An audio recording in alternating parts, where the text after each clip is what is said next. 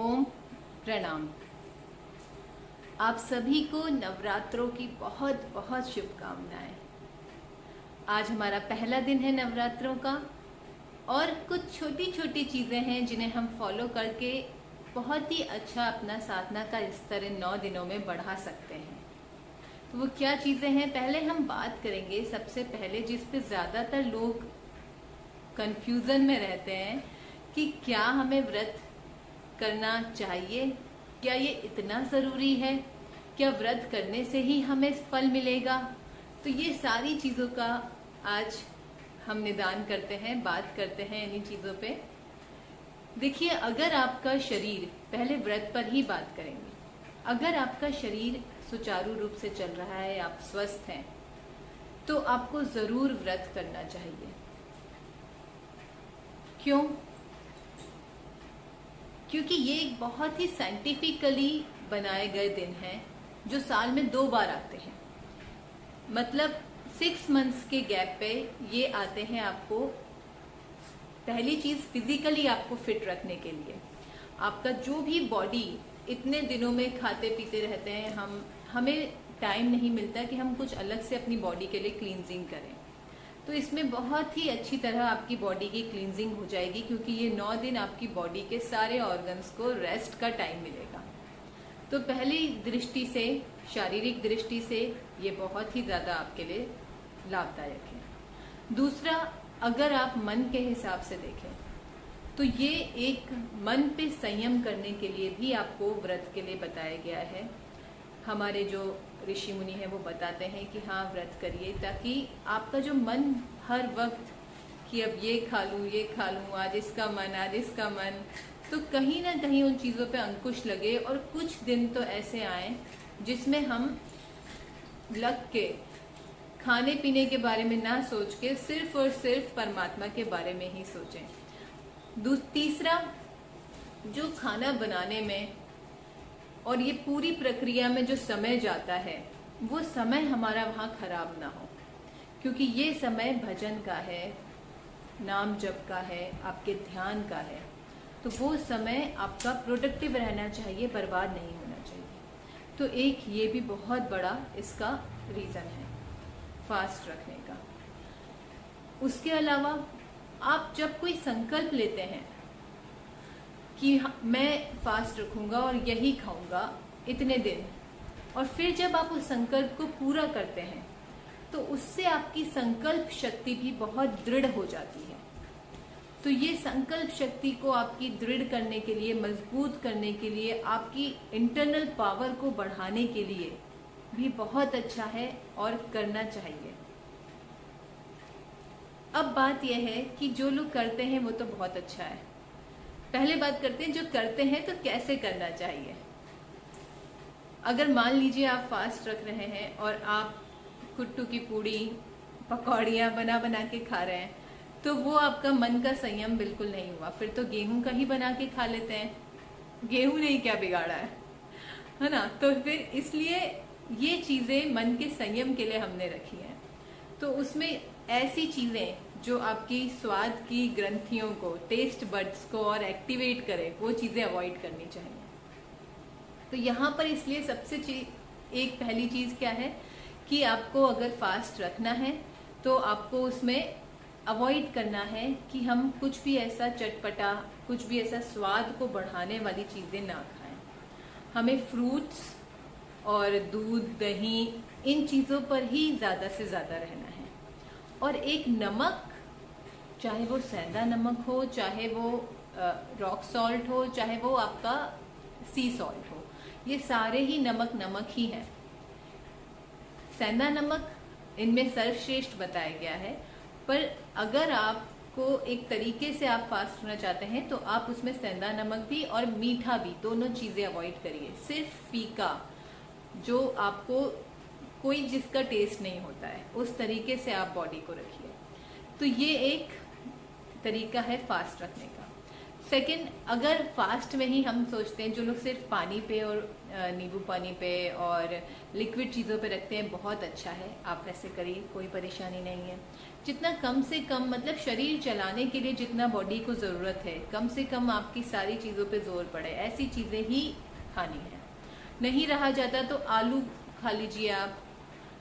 तो ये चीज़ें हैं, बस इतना तक ठीक है। उसके बाद अब जो लोग बिल्कुल फास्ट नहीं रख पा रहे, कभी रखा ही नहीं, हिम्मत ही नहीं है, तो पहली चीज़ तो उन्हें मैं कहूँगी कि पहले और आखिरी फास्ट से आप शुरू कर सकते हैं। एक एक दिन का फास्ट रखिए, फर्स्ट वाला और लास्ट वाला। और फिर उसमें ऐसा मत करिए कि भर के साबुदाने खिचड़ी बना ली, ये पकौड़ियाँ बना ली, क्या बन रहा है क्या बन रहा है। फास्ट मतलब ये नहीं होता। व्रत, उपवास मतलब उस दिन सारा समय परमात्मा के पास रहना है। अगर तब भी आप किचन में ही लगे हैं, तब भी आप खाने के बारे में ही सोच रहे हैं कि अब क्या क्या बनाएं, अब व्रत का क्या क्या बनाएं, तो बात तो वही रही ना। फिर तो आप घर का ही सोच लीजिए कि आज क्या क्या बनेगा। तो ये चीज़ें इसमें अवॉइड करनी है। हमें व्रत अगर रखना है तो फिर तरीके से रखना है, नहीं तो फिर नहीं रखना है, कोई बुराई नहीं है उसमें भी। उसका भी मैं आपको एक बहुत अच्छा ऑप्शन बताती हूँ कि जो लोग व्रत नहीं रख पा रहे तब भी उन्हें व्रत के जैसा ही फल मिल सकता है। क्या क्या चीज़ें हैं जो आप कर सकते हैं। जैसे कुछ नियम है, जो आप कोई भी नियम लीजिए, आपको कहीं ना कहीं वो भी व्रत ही है। व्रत मतलब कोई ना कोई संकल्प लेना। तो जैसे अगर आप पूरा फास्ट नहीं रख पा रहे हैं तो आप पहला आखिरी रख लीजिए। वो भी नहीं रख पा रहे हैं तो आप क्या करिए, आप ऐसा करिए कि हम रात का भोजन नहीं करेंगे। ये भी एक व्रत ही है, 9 दिन। दूसरा क्या कर सकते हैं कि हम एक ही समय भोजन करेंगे, ये भी व्रत ही है। एक और चीज़ आप क्या कर सकते हैं कि हम सिर्फ मीठा ही खाएंगे या सिर्फ मीठा ही नहीं खाएंगे, दोनों ही चीज़ें हैं। या हम नमक नहीं खाएंगे, जो भी खाएं वो सब फीका खाएं, विदाउट नमक खाएं, विदाउट सॉल्ट, ये भी एक व्रत है। ये सब व्रत के फॉर्म है, ये अलग अलग फॉर्म है जो आप सब कर सकते हैं। और इनमें से आप कोई भी व्रत उठाएंगे तो वो आपको फल देगा ही देगा। तो आप ये चीज़ें इनमें से जो आपको अच्छा लगे वो करिए, करना ज़रूर चाहिए। अगर आप स्वस्थ हैं, शरीर अच्छा काम कर रहा है, तो ये और अच्छा काम करने के लिए शरीर को करी जाती हैं चीज़ें, और मन के लिए भी, जो मैंने आपको इनके फ़ायदे बताए। ये तो हो गई व्रत की बात, शारीरिक, कि आपने खाने में क्या करा, खाने में क्यों खाना चाहिए, नहीं खाना चाहिए, उनके क्या फ़ायदे हैं। अब बात करते हैं बाकी नियम या बाकी दिन आपको क्या दिनचर्या रखनी चाहिए। तो उसमें अगर हम देखें तो पहली चीज़ तो जहाँ जहाँ भी आपका समय बर्बाद हो रहा है या यूजलेस चीज़ें आप अपनी लाइफ में कर रहे हैं, जैसे कि मैं आपको बताऊं, टीवी देखना पूरी तरह से समय की बर्बादी है। क्यों? और उतना ही मोबाइल पे सिर्फ आप किसी की कॉल देख रहे हैं, मैसेज देख रहे हैं, ये तो सब नेसेसिटीज़ हैं। उसके अलावा अगर आप YouTube पे 1000 तरीके की इधर उधर की वीडियोस देखने में लगे हैं, आप गाने सुनने में लगे हैं, आप मूवीज़ देखने में लगे हैं, आप सीरियल्स देखने में लगे हैं, तो वो पूरी तरह से आपकी समय की बर्बादी है। आप अपना समय नष्ट करते चले जा रहे हैं, जो बहुत ही इम्पोर्टेंट समय दिया है भगवान ने। और उसमें फिर इसलिए कोई ना कोई नियम ऐसा उठाइए, जो लोग बहुत ज़्यादा टीवी और इन पे बैठते हैं कि हम 9 दिन टीवी नहीं देखेंगे। जो चीज़ आपको प्रिय है उसी को छोड़िए, कि हम 9 डेज टीवी, मतलब कोई भी तरह से टीवी चाहे वो टीवी पे हो चाहे वो मोबाइल पे हो, वो हम नहीं देखेंगे। तो इस तरह का कोई नियम ज़रूर लीजिए, आज ही लीजिए, क्योंकि संकल्प फर्स्ट डे ही उठाया जाता है। और आप देखेंगे आपको बड़ी खुशी होगी जब आप अपना संकल्प पूरा करेंगे। तो ये चीज़ें आपकी शक्ति, आपकी पावर, इंटरनल पावर को बहुत लेवल तक बढ़ा देती हैं। तो इस तरह से एक ऐसा कोई नियम लीजिए। दूसरा आप क्या कर सकते हैं कि एक चीज़ व्रत में हमारे यहाँ बताई गई है, मना है, निषेध है कि दिन में सोना नहीं चाहिए। लेटे हैं कि हमारा तो व्रत है, हम थक गए, लेटे पड़े हैं, तो ये व्रत तो बेकार है आपका। इस तरह से व्रत नहीं करना है। व्रत मतलब आपका जो कर्तव्य कर्म है वो तो पूरा आपको करना ही है। जो ऑफिस जा रहे हैं ऑफिस का काम करिए, वहाँ लोगों को ये लगना नहीं चाहिए कि इसका व्रत है, इतना काम करिए। घर पे काम कर रहे हैं तो घर के बाकी लोगों को नहीं लगना चाहिए कि जो खाना बना रही है मेरी माँ, उनका व्रत है, इतना इस तरह से काम करिए। तो काम में कोई कमी नहीं करनी है और आप देखेंगे शरीर की एनर्जी कम नहीं होगी। क्योंकि शक्ति तो परमात्मा देता है शरीर को काम करने की, और वो एक अंदर से विल पावर होती है, वो आपको शक्ति देती है, वो इसमें और बढ़ती है, कम नहीं होती। तो आप अपने काम में पहली चीज़ कमी नहीं करनी है, लेटे नहीं पड़े रहना है पूरे दिन, और सोना नहीं है दिन में, रात में सोना है। जो आपकी नॉर्मल रूटीन में जो रात की नींद है उतनी नींद आप लीजिए, उससे कम ही लीजिए, क्योंकि इसमें कोशिश करिए कि ब्रह्म मुहूर्त में उठ के आप अपना भजन पूजन कर पाएँ। तो इस तरह से आपको नींद का प्रोसीजर रखना है अपना, और आलस्य पे। तो ये दो चीज़ें, ये भी बहुत इम्पॉर्टेंट चीज़ है।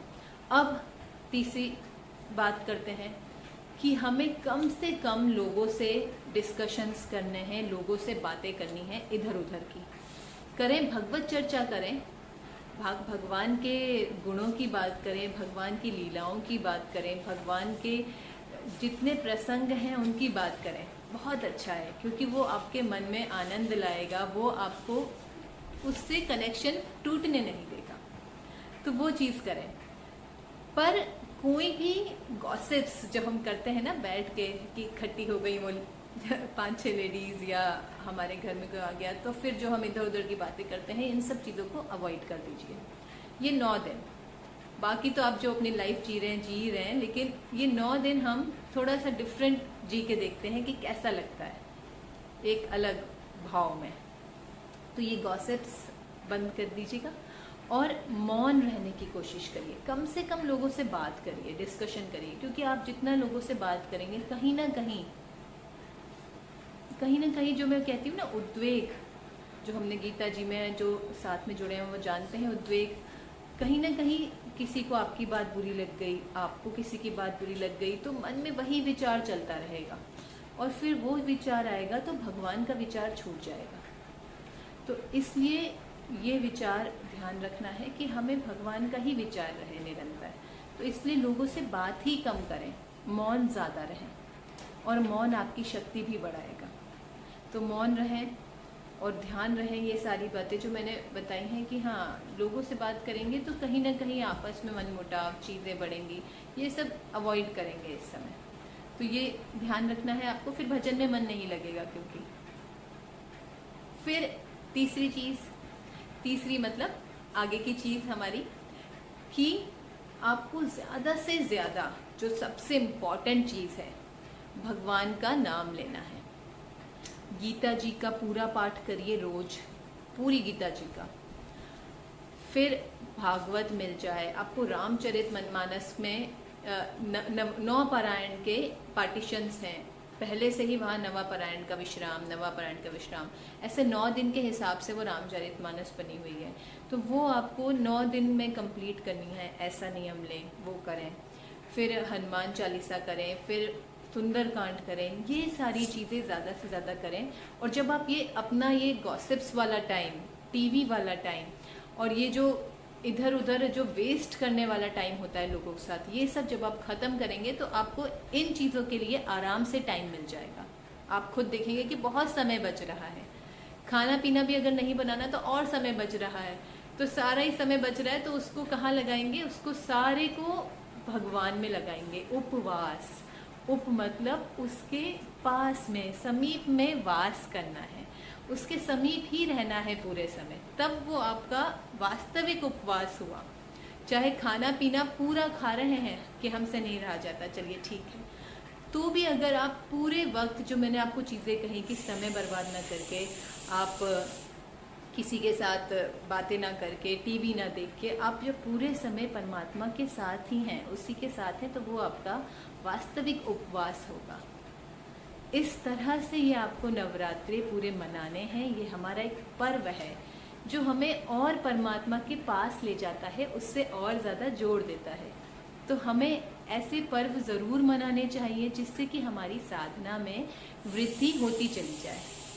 आप सबको बहुत बहुत धन्यवाद। ये सारी चीज़ें फॉलो करिए, मुझे भी बताइए कि हमने ऐसे ऐसे नियम लिया और ये चीज़ें करी हैं, और फिर उसके जो आपको फीलिंग्स आ रही हैं वो भी ज़रूर शेयर करिए। बहुत बहुत धन्यवाद। प्रणाम। ओम।